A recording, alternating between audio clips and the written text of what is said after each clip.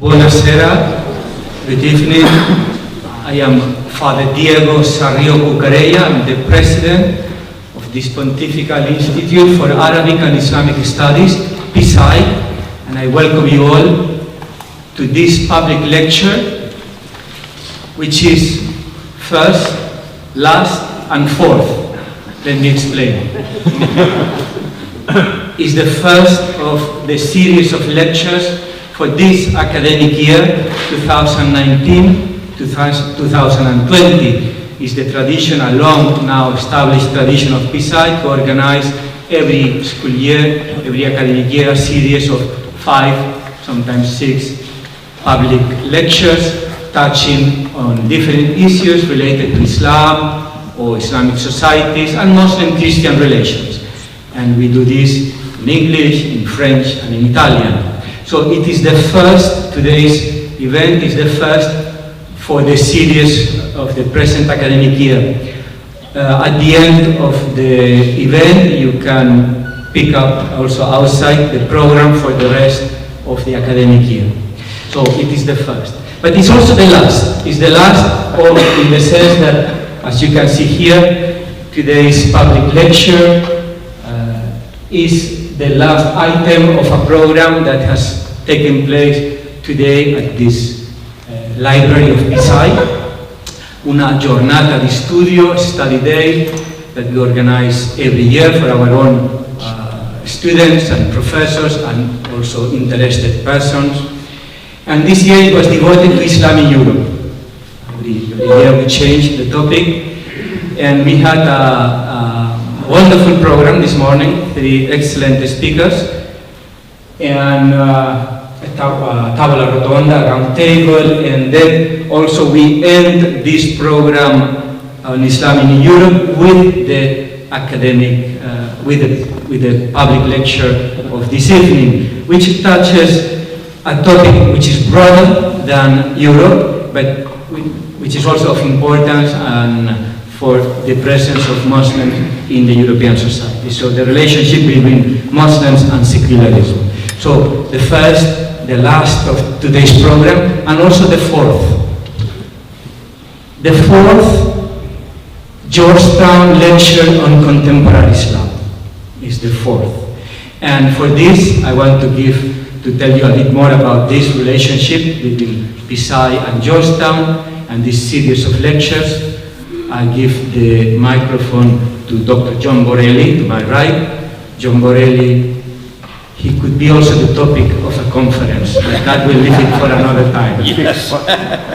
Because it's a long life devoted to interfaith relationships and Muslim-Christian dialogue, not only Muslim, interfaith relations, and ecumenical relations, in many different ways and capacities. But right now, he is among us as special advisor, correct me if I get wrong, special advisor on Catholic identity and dialogue to the president of Georgetown University, Dr. John DeGioia. And it's on that capacity that John is among us today, and he will say a little bit more about this series of lectures, and then he will introduce our main speaker today. Great, thank you. Thank you very much, Diego. It's always a delight to come back to PISAI and to visit with friends here and to just be here, because this is the best place in Europe for an Arabic language-based degree in Islam and Christian-Muslim relations. And it's just wonderful to be here for that reason. And I applaud all of you students who are working very hard at doing this. I know how intense language study can be. I was offered an option when I was drafted in the US Army. Do you want to learn Vietnamese or carry a rifle? I'll learn Vietnamese. So 30 hours a week for 30 weeks of intense Vietnamese. That was, when I came back and went back to graduate school, I did 10 credits of Chinese in 10 weeks. It almost destroyed my marriage, but my wife is a saint and we've been married for all these years now, almost 49 years. We stayed here at PISAI in 1999. when the Holy See had an interreligious assembly in preparation for the Jubilee year. And now Cardinal Michael Fitzgerald was living here, and he invited us, my wife and myself, to stay here and live with the community during those days. So I naturally knew that this was a great fit of cooperation between Georgetown, which has a very strong program in Islam, has a doctoral program in Islamic studies, and has a comparative theology doctoral program, which produces some very fine graduates, but I'll keep them nameless for the moment. We do want to welcome here the Undersecretary for the Catholic Congregation for Catholic Education, Father Friedrich Behina, who has a special role here relating to PISAI. And in fact, he held a lunch in 2015 of Georgetown people and PISAI people trying to get us more acquainted with one another for future cooperation. And that led to a short course, 3 weeks usually, each term, taught by someone that Georgetown hires to give a short course on contemporary Islam, and then one of those two professors will give the annual lecture. So Father Tom Michel, a Jesuit who's now living in Thailand, who is practically as old as Muhammad, right? I mean, he's been around a long time. And he gave the first lecture, and then Tamara San spoke here December 2018, I believe, 2017. And then Father Patrick Ryan, another Jesuit who's at Fordham University, with great experience in Africa, spoke here and gave the last lecture. This lecture is by someone who's not a Jesuit, not even a Catholic, but who is an ordained priest of the Anglican Communion, the Church of England, actually. And so we're delighted. That's another first. So it's just wonderful that we can keep doing this. We always have good numbers here for this lecture. We want to generate good discussion and good reflection as we move ahead. For you students here, the future is yours. There are so many topics to study and explore. And so we hope these lectures provide some stimulation. So as I said, Dr. David Marshall, who grew up in England, and he and his family have their home in the Lake District of England, is a priest of the Church of England and a scholar of Islamic studies. Currently, and for the last year and a half, he has been the program executive at the World Council of Churches in Interreligious Dialogue and Cooperation. And he mainly staffs Jewish Christian and Muslim Christian relations for the World Council of Churches. And that means he's often in cooperation with the Pontifical Council for Interreligious Dialogue in their programs. In fact, you went to Iran recently, didn't you? Tehran. With them. With them. Yeah. And then you had a meeting the other day, too. So, you know, Georgetown brings people here so they can meet with the Vatican officials, I guess. So that's good. David studied at Oxford. So all of that, you know, you can imagine, studied theology. He read theology at Oxford, is that right? Allegedly. And he earned his doctorate in Islamic studies at Birmingham University in 1996. Some of you weren't even born yet, I know. He was serving as a chaplain to the Archbishop of Canterbury when in 2002, after 9/11 and the events that happened that year, the Archbishop of Canterbury said, I want to bring Christian and Muslim scholars together to really share religious ideas, theological exchange.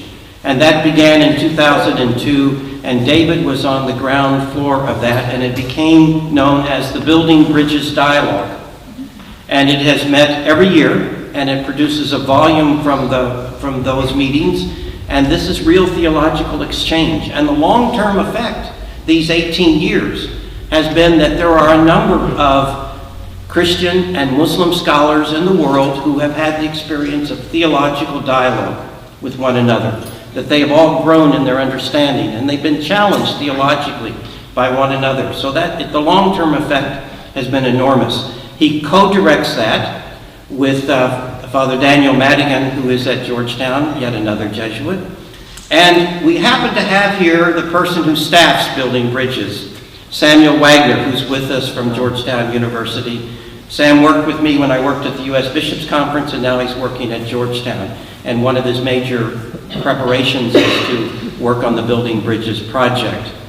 So David, for a while, was affiliated with us through our Berkeley Center for Religion, Peace, and World Affairs.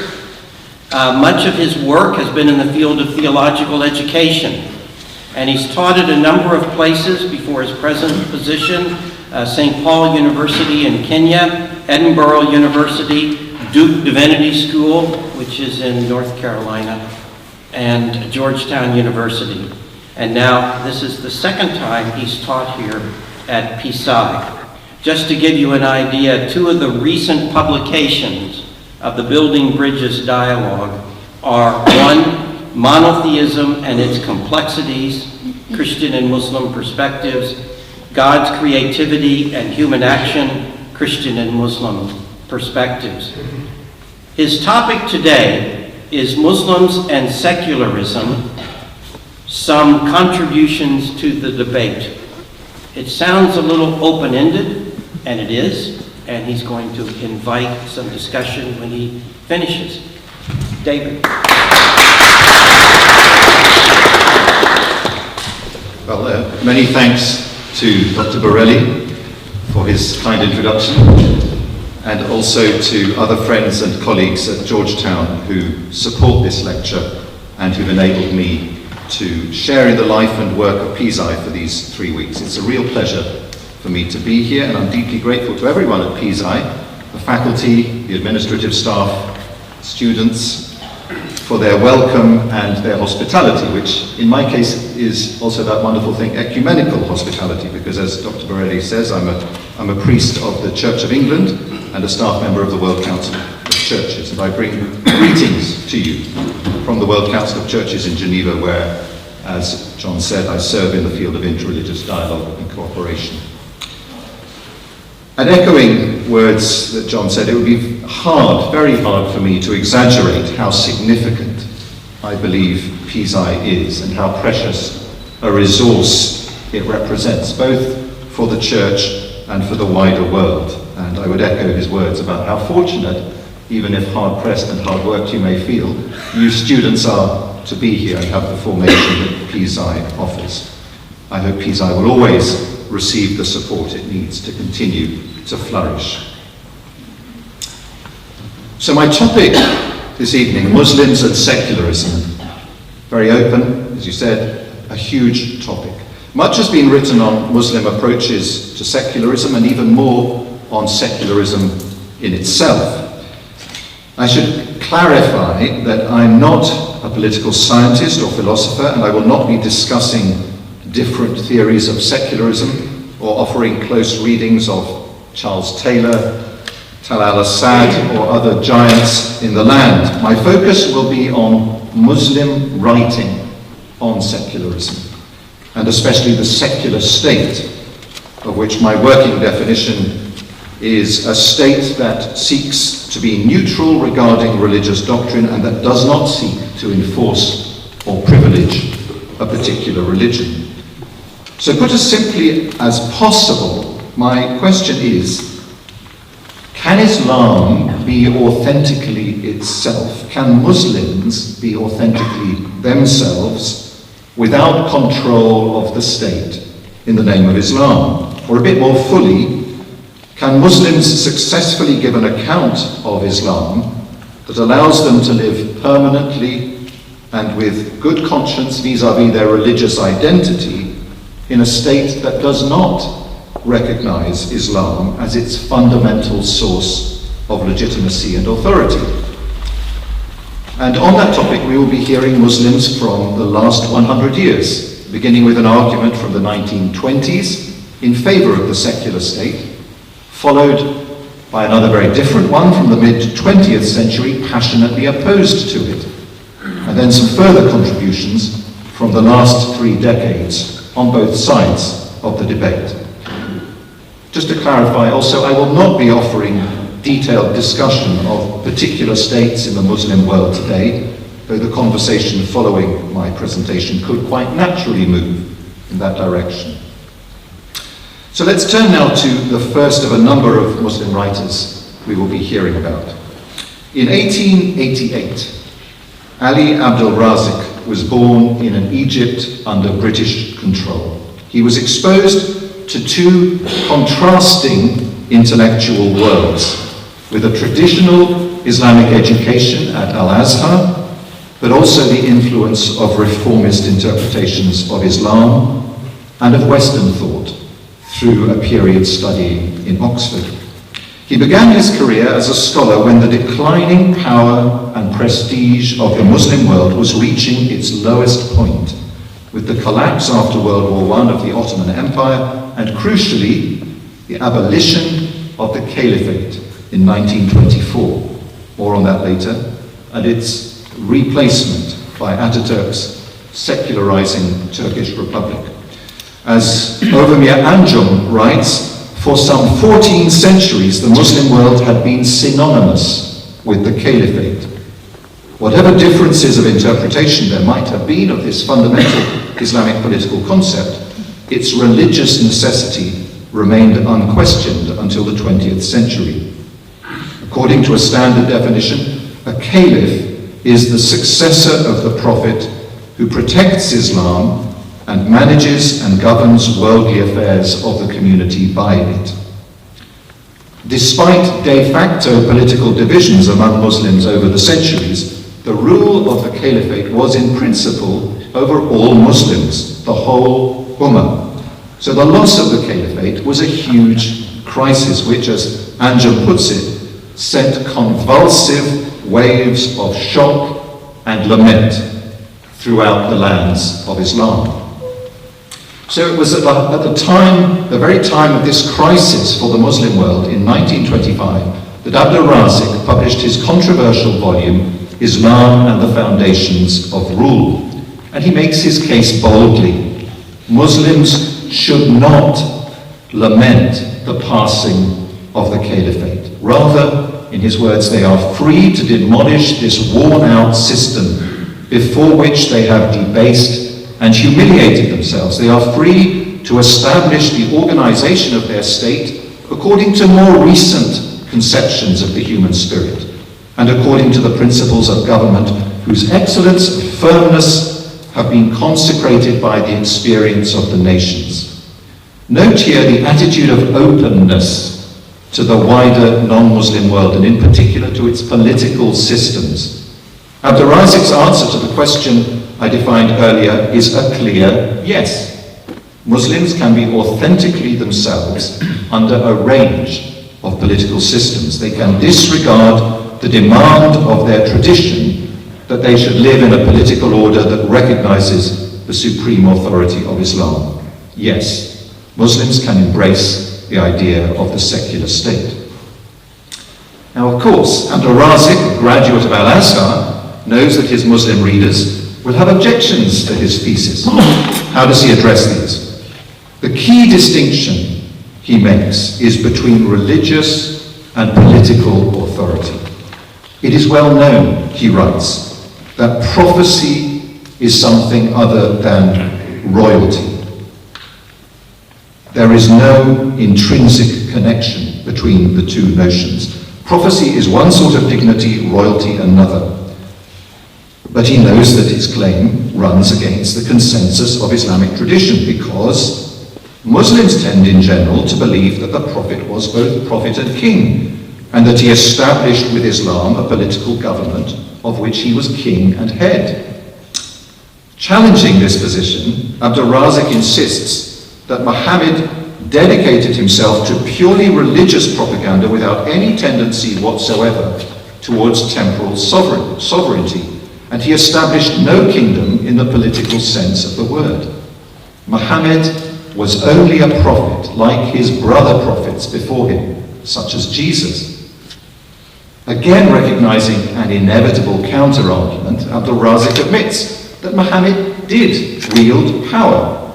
We know that to make Islamic unity triumph, he writes, the Prophet fought with word and sword, that he obtained divine aid and victory, that he exercised an authority over his nation such as no king before or since has ever wielded. So yes, Muhammad presided with authority over a community, but Abdul Razak insists this unity which existed from the time of the Prophet was in no respect a political unity. It had none of the aspects of a state or government. It was based on a unity of faith and religious dogma, not on a unity of state or a system of temporal authority. And he goes on to observe that in the community over which Muhammad presided, there was nothing like the bureaucratic structure and processes of the modern state. His authority was religious, not political.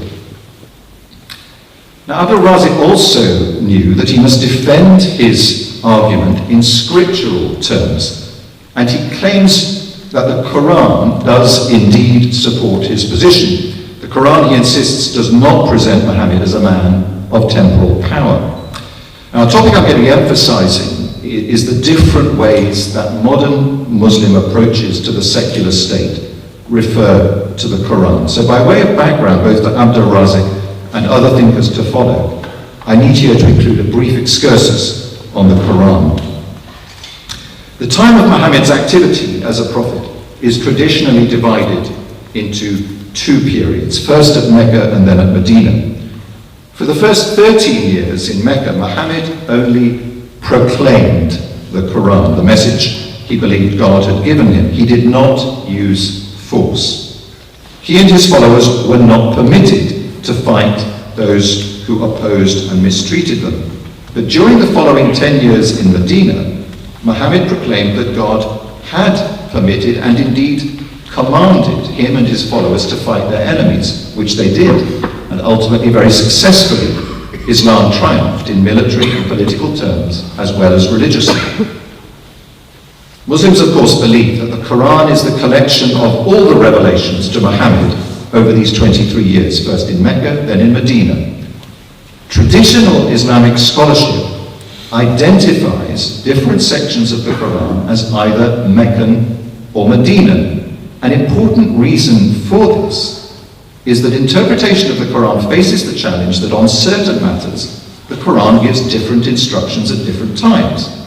Crucially, Meccan revelations commanded Muhammad and the believers not to fight, but in Medinan revelations, in contrast, they are commanded to fight.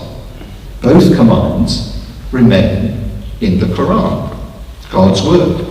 Now, the traditional Islamic exegetical procedure for dealing with this is the theory of abrogation, whereby later revelations, such as those commanding fighting, abrogate or repeal earlier ones. Now, the theory of abrogation, I admit, may sound like an obscure corner of Islamic studies, but it is in fact highly relevant to key contemporary debates. In either accepting or rejecting secularism and its socio-political implications, Muslims need to offer Quranic arguments. And one could say that in the Quran there are essentially two socio-political paradigms. First, the Meccan paradigm, advocating religious disagreement but peaceful coexistence with unbelievers. And second, the Medinan paradigm, which involves fighting unbelievers and achieving power over them. Well, the Meccan paradigm is obviously compatible with secularism, more compatible with secularism than the Medinan paradigm. So it's no surprise that implicitly or explicitly, Muslim supporters of secularism tend to appeal to Meccan parts of the Quran and either ignore or somehow relativize, set to one side, the Medinan parts of the Quran which do not sit so well with their agenda. Coming back to Abdul Razak from that excursus, when he turns to the Quran, seeking support for his argument that Muslims should accept life in a secular state, he naturally focuses on Meccan parts of the Quran.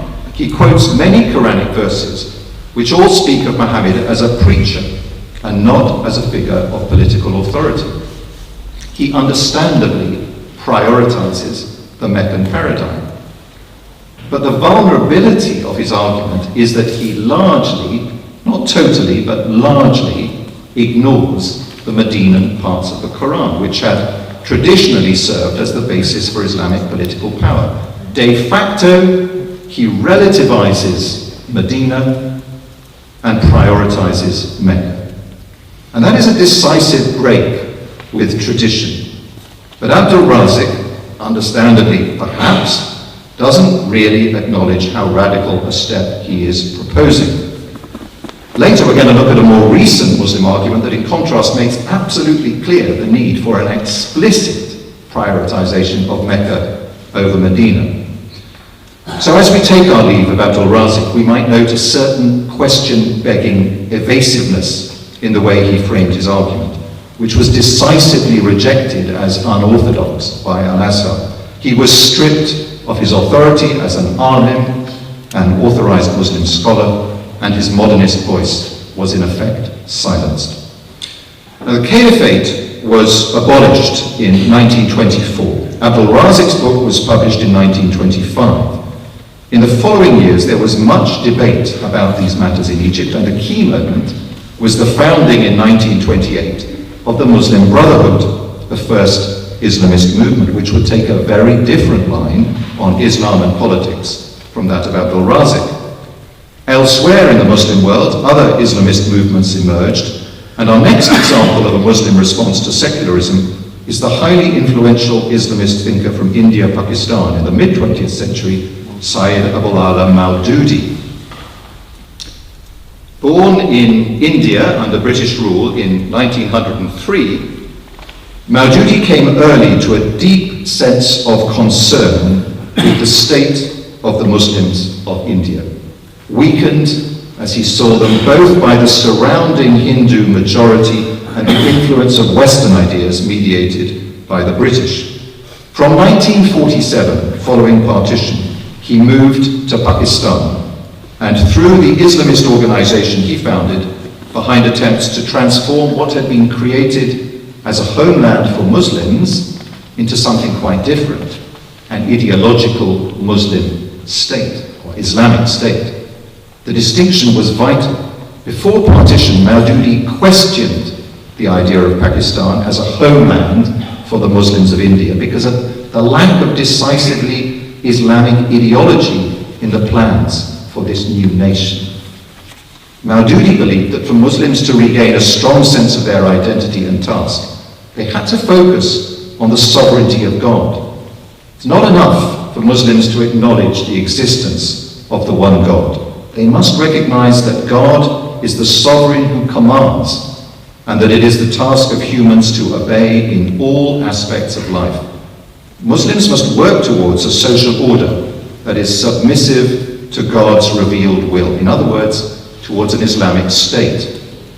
For Maududi, the secularism that influenced the Muslims of his day, including the political elite that founded Pakistan, was ultimately rebellion against God, because for all practical purposes, it sidelined God into irrelevance and exalted the collective human will over the will of the Creator.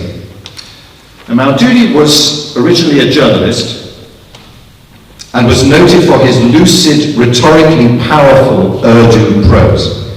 I don't understand, I don't read Urdu, but even in English translation one feels the power of his writing. So I will now let you hear him in his own voice with an extended quotation for some 2 or 3 minutes in which he attacks secularism. Secularism implies that the divine guidance, the worship of God and obedience to him should be confined to the personal life of each individual, and except for the small sphere of a person's private life, all the other affairs of this world should be settled purely from the worldly viewpoint, according to our own wishes and expediency. God should have nothing to do with this world and its collective affairs, to which Maududi responds, either God is the creator of man and the world in which he lives, as well as being its master and sovereign, or he is not so. If he is neither the creator nor the master, nor again the sovereign, then it is entirely unnecessary to have even any private relations with him. It is utterly absurd to worship a being entirely unconcerned and having nothing to do with us. But if he is in reality our creator, master and sovereign, and so also of this universe, then it is equally meaningless that his jurisdiction should be limited to the private life of an individual. Insofar as the Muslims are concerned, I must say very clearly that modern secular national democracy is utterly against their faith and religion. If they bow to it and accept it, they will be turning their backs on the Holy Quran. If they take part in its establishment and maintenance, it will constitute open rebellion against the Holy Prophet. And if they stand up to raise its standard, they will only be raising the standard of revolt against their Lord God. The spirit of Islam, which you profess to believe, and from which you derive the name Muslim, is in conflict with this dirty, rotten system. Its fundamental principles are at loggerheads with the fundamental principles of the other system, and every part of the one is opposed to every part of the other. Islam and this system cannot meet for compromise at any stage. End of quote. For Maududi, Muslims are in the midst of a battle. And this is reflected in the black and white, no compromise tone in his writing. As we will discuss later, there is more than one form of secularism, and they can have very different bearings on the place of religion in public life. But Maududi does not acknowledge that. He keeps his definition of secularism very simple, which enables him to reject it as effectively as possible. And what about his approach to the Quran?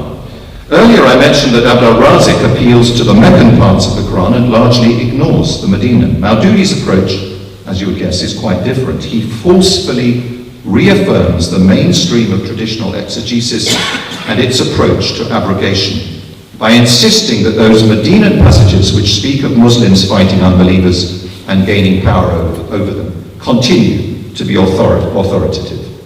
For Maududi, such passages point to the need for an Islamic state in which only Muslims committed to the ideology of that state can hold effective power, and non-Muslims, though tolerated, must be subordinate.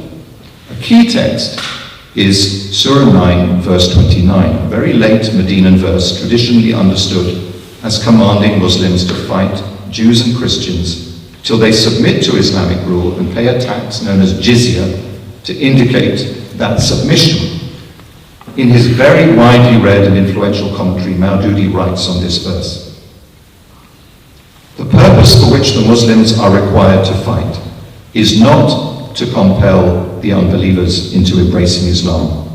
Rather, their purpose is to put an end to the sovereignty and supremacy of the unbelievers, so that the latter are unable to rule over men. The authority to rule should only be vested in those who follow the true faith. Unbelievers who do not follow this true faith should live in a state of subordination. Unbelievers are required to pay jizya, poll tax, in lieu of the security provided to them as the dhimmis, protected people of an Islamic state. Jizya symbolizes the submission of the unbelievers to the rule of Islam. Some 19th century Muslims and their followers in our own times," Maududi has modernists like Abd al-Razik in mind here, "never seem to tire of their apologies for jizya. But God's religion does not require that apologetic explanations be made on its behalf. The simple fact is that according to Islam, non-Muslims have been granted the freedom to stay outside the Islamic fold and to cling to their false ways if they so wish, but they have absolutely no right to seize the reins of power in any part of God's earth, nor to direct the collective affairs of human beings according to their own misconceived doctrines." Whereas Abd al-Razik avoids engaging frankly with Medinan texts such as Surah 9 verse 29, Maududi affirms their continuing authority and is scornful of modernist Muslims for their defeatist mentality in avoiding or reinterpreting such texts and prioritizing the Meccan paradigm of peaceful coexistence. Now, in practice, Maududi may have had to adopt a pragmatic, gradualist approach to the Islamization of Pakistan. But his underlying theory is quite clear. On his reading of the Quran, there can ultimately be no accommodation between Islam and any version of secularism. Maududi is unflinching in his logic. Islam is the system, the ideology that God has provided for the good of all humanity. It should in principle prevail everywhere, and by definition, only Muslims are competent to implement Islamic rule. Power should therefore be in the hands of Muslims and should not be shared with non-Muslims. So going back to my opening question, Maududi's answer is no. Until Islam is in power, until political power is in the hands of Muslims, something fundamental is lacking. Islam is not authentically itself until there is an Islamic state. Abdul Razik, Maududi. Next example, we turn to Abdullahi Ahmed An-Naim. Quite different again. A Sudanese Muslim scholar who for many years has taught law at Emory University in the USA. A key point in An-Naim's formation is that he was a devoted disciple of the controversial thinker Mahmoud Mohammed Taha. Taha was committed to the ideal of Muslims and non-Muslims living together as equal citizens of the same state.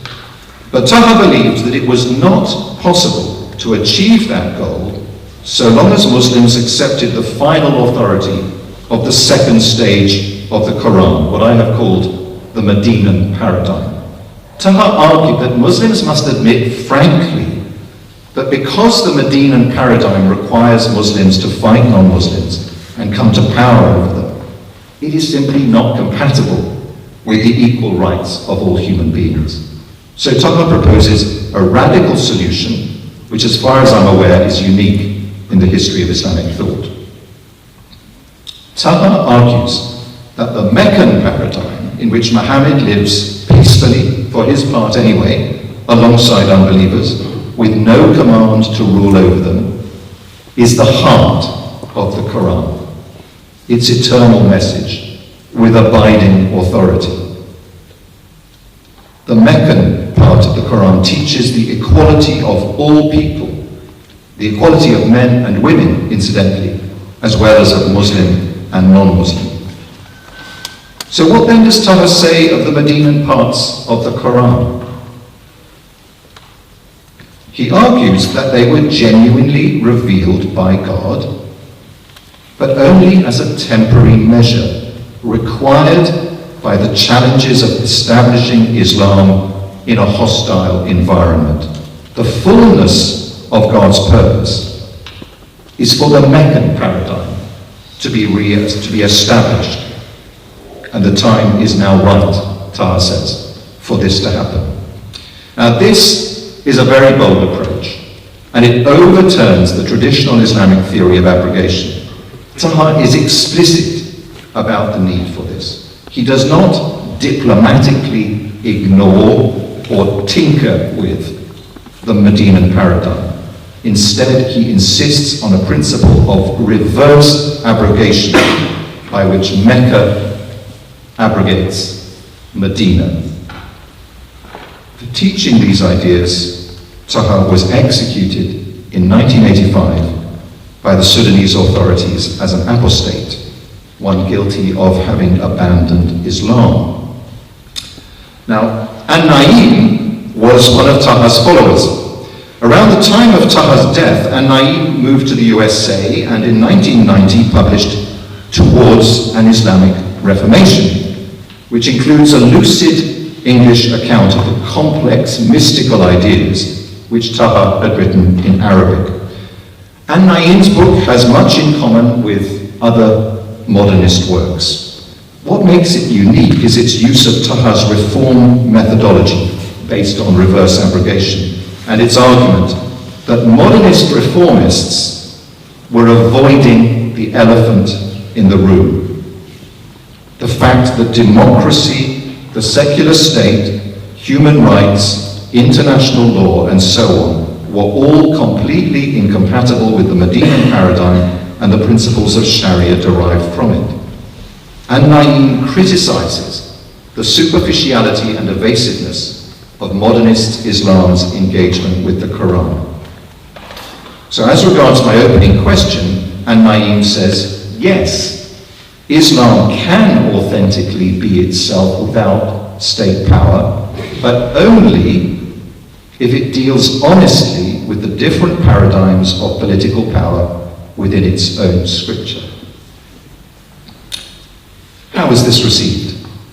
Well, Western academic circles showed considerable interest, but the key idea of reversing the theory of abrogation was too radical for even reform-minded Muslim scholars to accept. Muslims have from the beginning understood the Quran in a clear, linear way that works through to Muhammad's triumph by the end of the Medinan period, seeing this as the God-given glory of Islam, not some kind of compromise with a barbaric age that can now be shelved. Islam came to rule, to bring to the world the harmonious and just order decreed by God. That was Muhammad's crowning achievement. It cannot be edited out of Islam. Years later, An-Na'im published another book, Islam and the Secular State.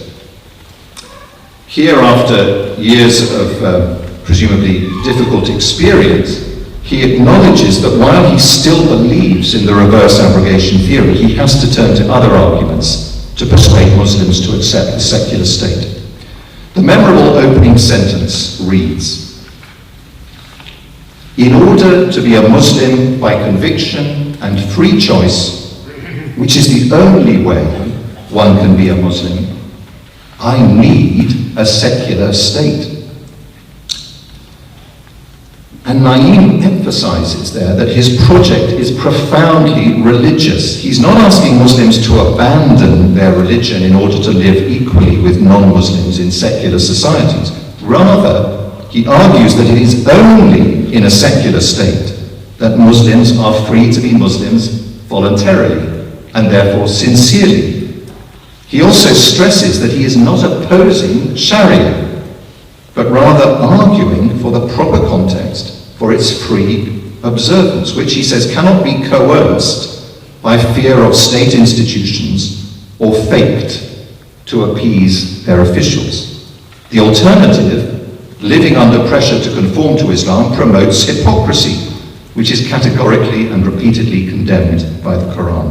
So An-Na'im here offers religious arguments for the secular state, emphasizing that true religious practice must be marked by freedom, sincerity, and the avoidance of hypocrisy. And it's notable that these are arguments which focus much more on the conscience of the individual than on the cohesion of the believing community.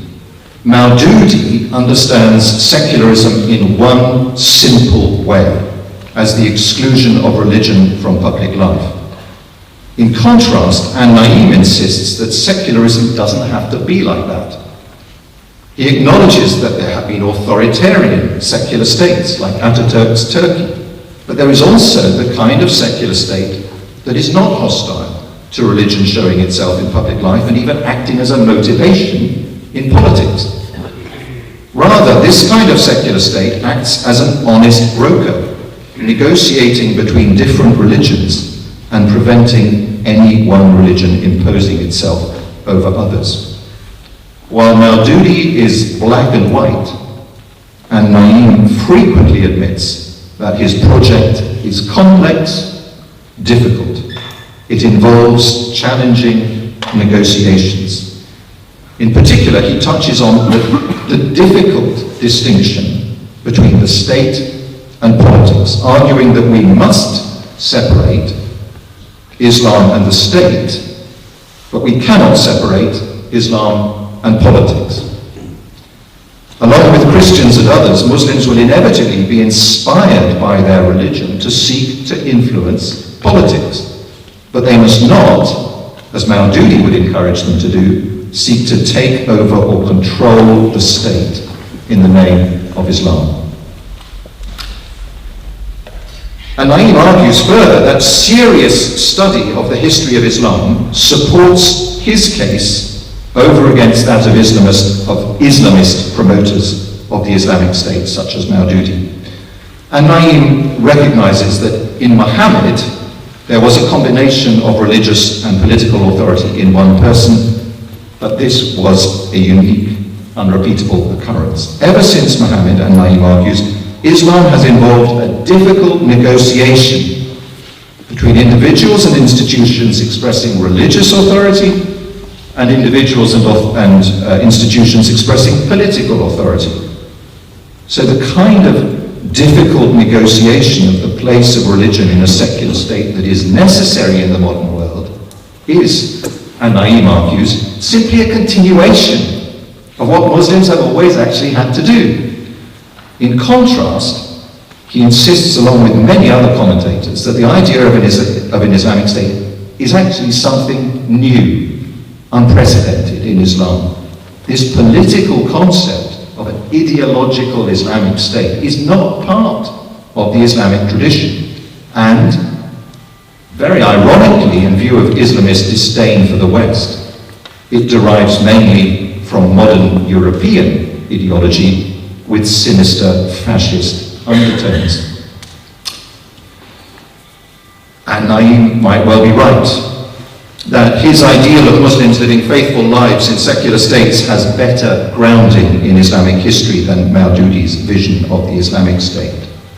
But what of today?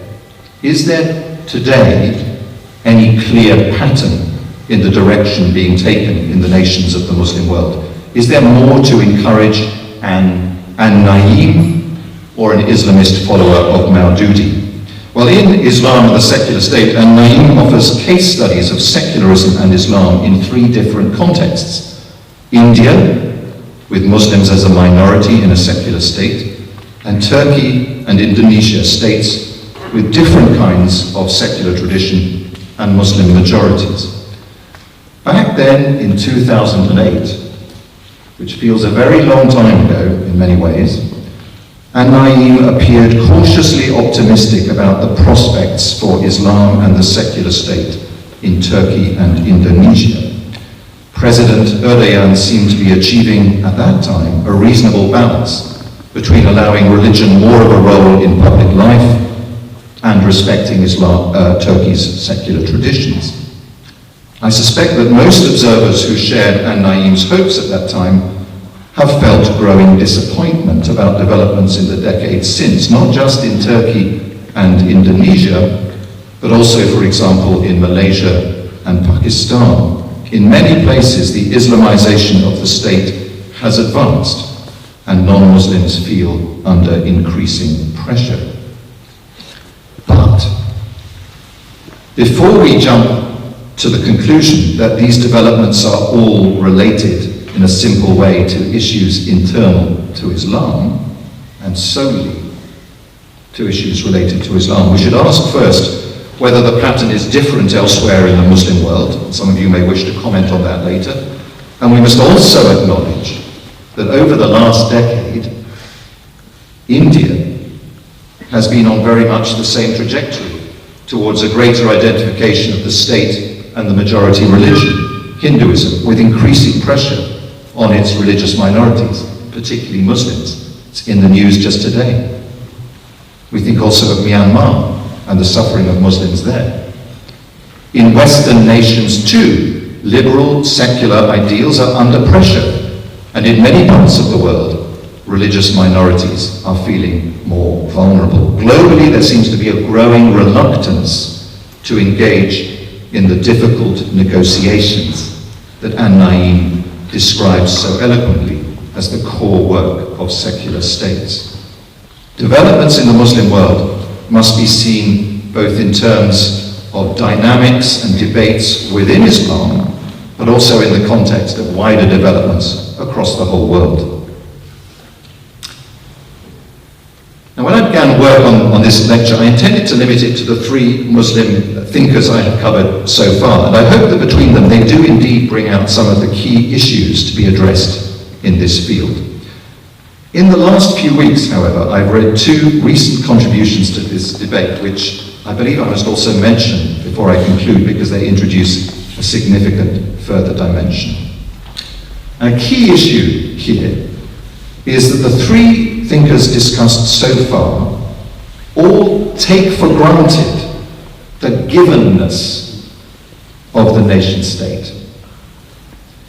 For Abdur-Razik and An-Naim, Muslims can and should live in secular nation states, while Maududi wants Muslims to take control of the nation state and make it an Islamic state. But they are all thinking within the nation-state box.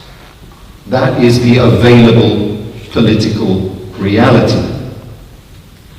But for my two final thinkers, Wael Halak and Ovamir Anjum, Islam should not be constrained in this way. Muslims should aim for a quite different political reality. In 2013, Halak, a professor at Columbia University in New York City, published The Impossible State. The Impossible State. Islam, Politics, and Modernity's Moral Predicament. The impossible state of the book's title is the Islamic State.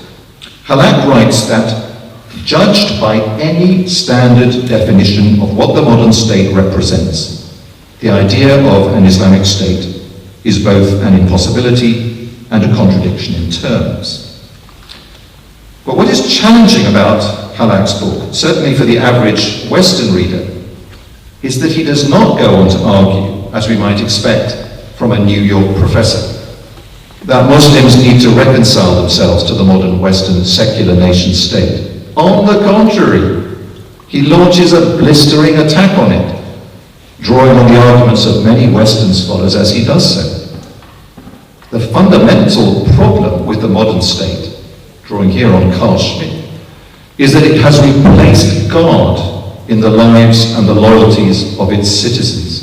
And because it has no moral basis, its outworkings are ultimately unjust and destructive, as seen in effects such as the psychological state of Western societies, and in the wider world, the plight of refugees and the degradation of the environment.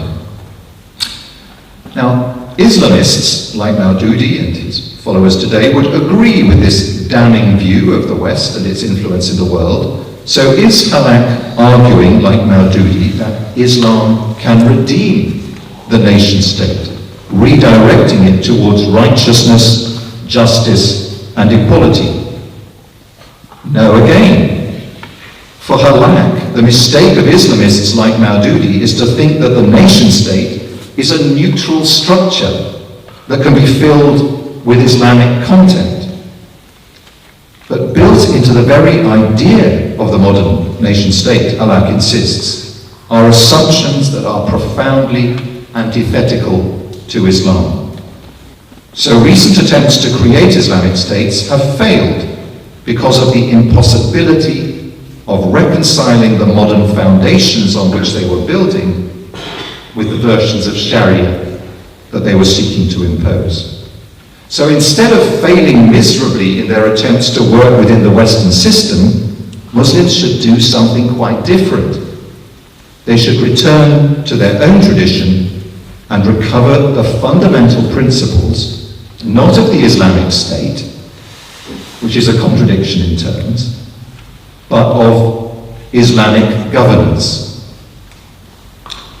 Now, Halak acknowledges the danger for Muslims of mere nostalgia, but he insists that while Sharia is at present institutionally defunct, it remains psychologically and spiritually latent, and it can be reactivated as a moral resource in the modern world. A very attractive picture, an idealized, a golden picture of traditional Islamic societies follows. Halak argues that the effect of Sharia was to create just, principled, egalitarian societies based on a shared acceptance of the sovereignty of God, not the sovereignty of the state, as in the modern West. Now, there isn't time, and I don't have the competence to assess the historical accuracy of Halak's account of medieval Islamic societies. Father Jason can do that for us later. But this is certainly a significant scholarly appeal to Muslims to turn away from the political models offered by the West and to dig deep into their own tradition to find creative ways of re-establishing Islamic governance today. Now, going one step further, a younger Muslim scholar, Ovamir Anjum, who has taken part in a number of our Building Bridges Christian-Muslim dialogues, again a professor at an American university, Toledo, Ohio, builds on Halak's work, but gives his own argument a particular focus and a sharp edge by making it an explicit appeal for the restoration of the caliphate. In Anjum's learned and eloquent essay, Who Wants the Caliphate?, published online just 6 weeks ago, a sentence which I think particularly stands out is this: Islam has not been allowed to be Islam for the last 100 years. Islam has not been allowed to be Islam for the last 100 years. In other words, since the end of the caliphate. Now, a Maududi would surely say amen to that, and to a considerable extent, Anjum would, I think, sympathize with Maududi, certainly over against Abdul Razik. Anjum criticizes the modernist, secularizing Abdul Razik for his departure from the Quran, the Sunnah, and the clear consensus of the Islamic tradition. I think we can be fairly confident that Anjum would also reject An-Naim's reverse abrogation theory as heresy. But like Halak, Anjum believes that to aim for the creation of an Islamic state is to be drawn onto the enemy's godless territory and so into an exercise which cannot end well. Instead, Muslims should restore the caliphate. But this task is seriously complicated by the discredit recently brought upon the concept of the caliphate by the claim of ISIS to have re-established it. ISIS is relatively easily dismissed by Anjum as a racist bunch of angry thugs and psychopaths trading in the pornography of violence. But Anjum is clear that the creation of a new caliphate would require much hard thinking and consultation, although the main burden of the essay is a discussion internal to the Muslim community about the history of thinking about the caliphate and why it should be restored today. Anjum also acknowledges the need for dialogue with non-Muslim citizens of Muslim lands, regional neighbors, and the global scholarly and scientific community. Strikingly, he notes, for example, that the constitutional architecture of the USA would be a valuable resource in the planning of a new caliphate. I suspect that al-Baghdadi never went on record as saying that. His hope is that not just Muslims, but most well-meaning people worldwide will sympathize with this vision. The task, he says in summarizing, is to reimagine the caliphate as a confederation of governments in the core regions of Islam that protects a range of human rights for all, provides political and economic stability to these regions, and allows Muslims to develop a variety of local political arrangements while embracing the larger religious and cultural unity of these regions. Such an order, he concludes, would not only be in accordance with the divine command, but also is the only long-term alternative to the current reality in the Muslim world of a mutually reinforcing coterie of despots and terrorists.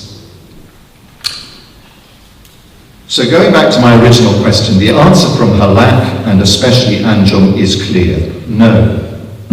Islam cannot be itself. Muslims cannot be themselves authentically without political power, without the capacity to structure their communal existence in the light of the revelation in which they believe.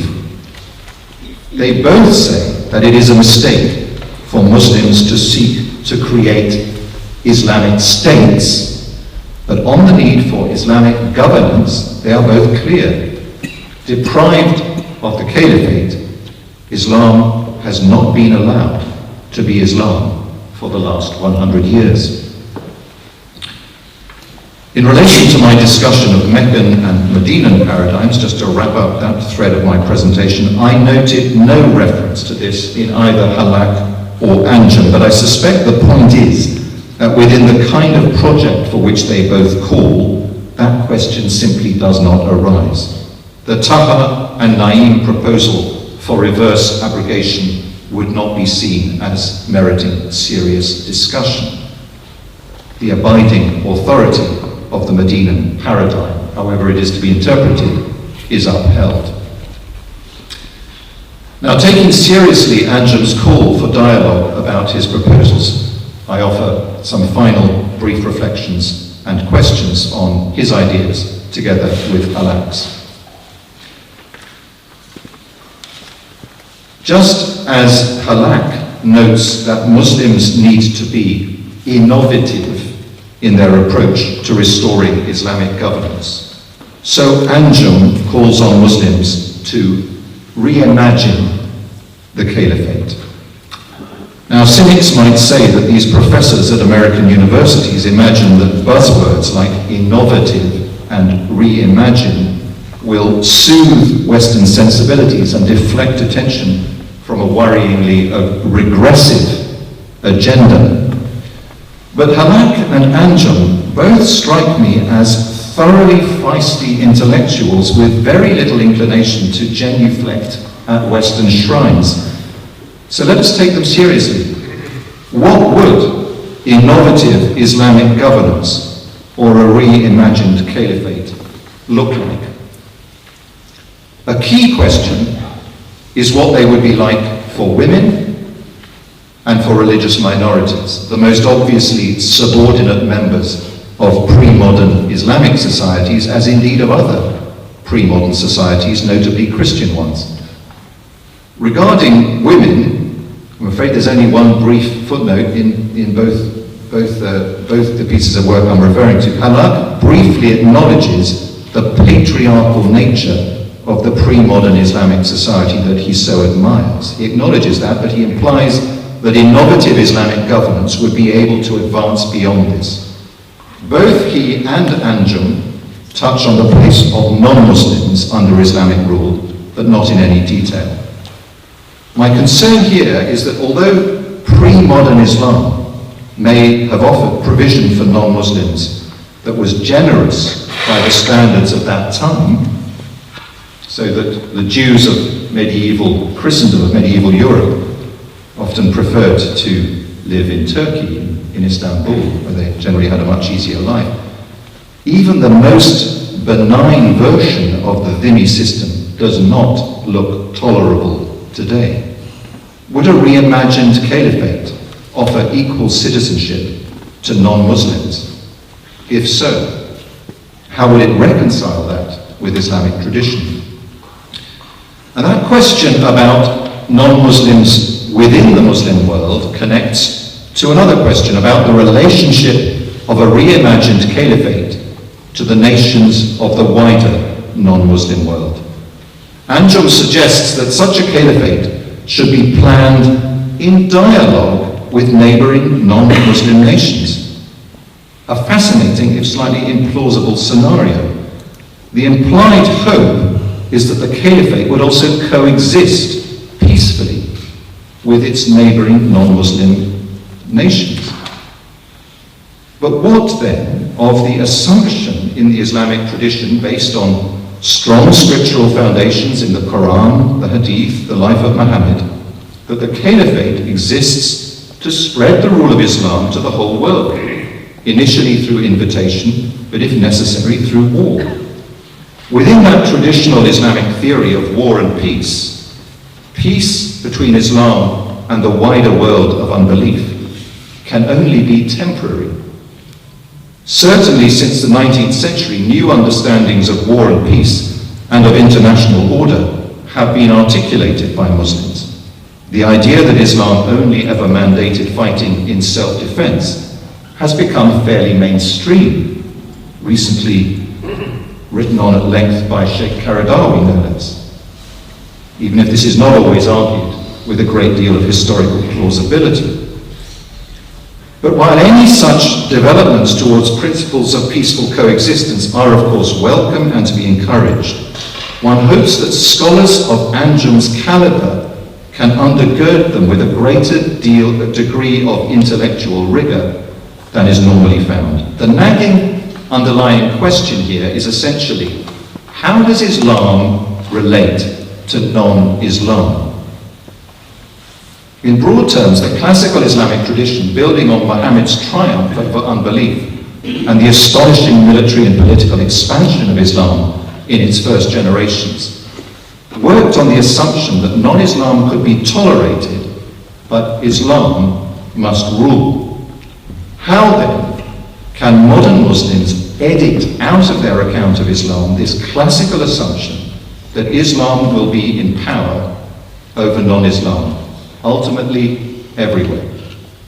Now, undoubtedly, the immediate goal in Anjum's vision of a reimagined caliphate is simply that Muslims take responsibility again for their own life as a global community of believers, and they organize themselves politically in light of their faith. There is no hint in Anjum's essay of the expansionist militancy and ambition of early Islam and the classical caliphate.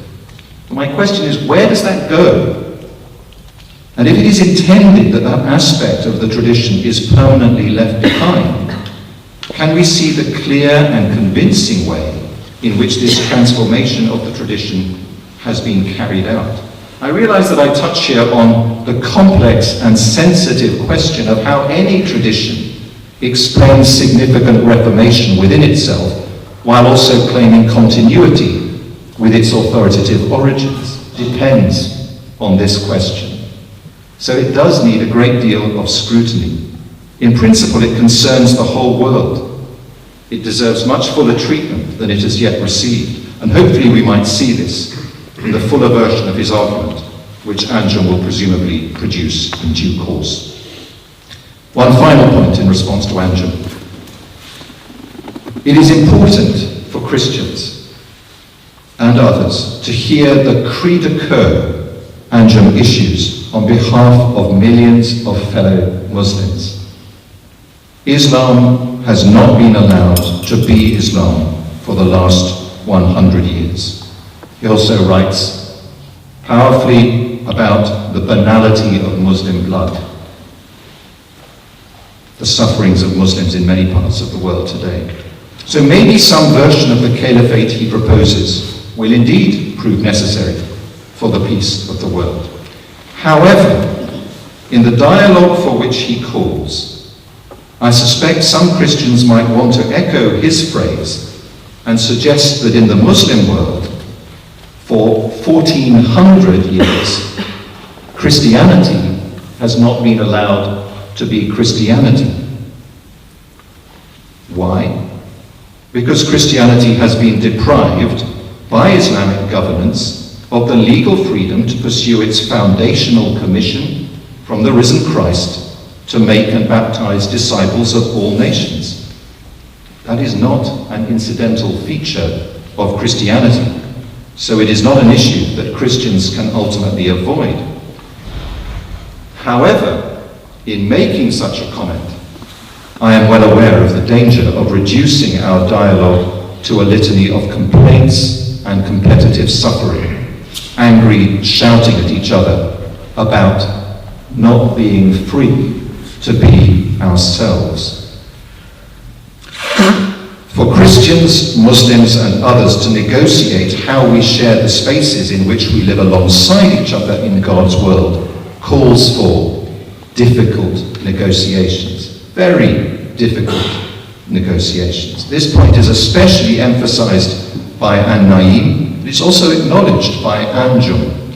In their impulses towards being fully themselves, different communities are often in tension with each other, especially when they believe that in following these impulses, they are obeying God. As a starting point in the handling of these tensions, we at least need to understand what matters in the other communities to which we relate and the debates within them. So to that end, I hope my reflections have been of some help.